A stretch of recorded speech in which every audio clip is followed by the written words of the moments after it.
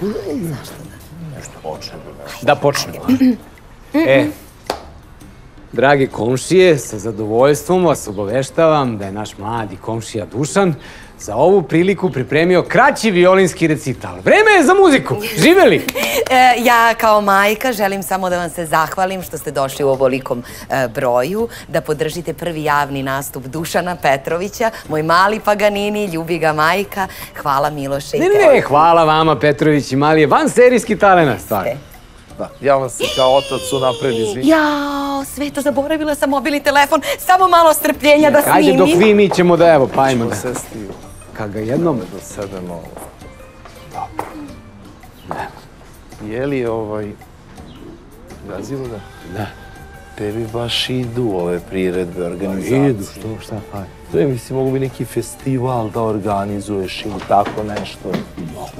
Mogu bi, to nije loša ideja uopšte. Šta ti je trebalo to uopšte s tim violinskim recitalom? Slušamo Dušana. Trebalo je, brate, Tozo, trebalo je. Prošle godine su ovi drugi, brate, urlali celu noć, puštali tehno. Došlo je vreme da se malo revanširamo, brate. Pusti, brate, evo, šta? Jo, majka. Ajde počnemo, ajde. Ajde, kreni ti, kreni ti. Jeste, tebe sam zapamtio i ovu drugu, da znaš.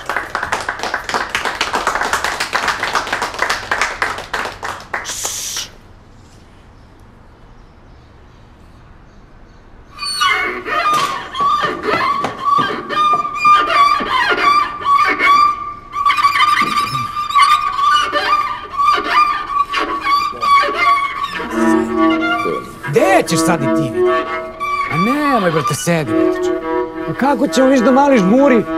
Neće ni znati da smo otišli. Majka.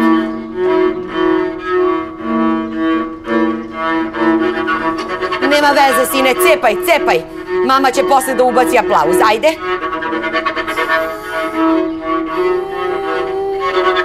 Tako je, Lju.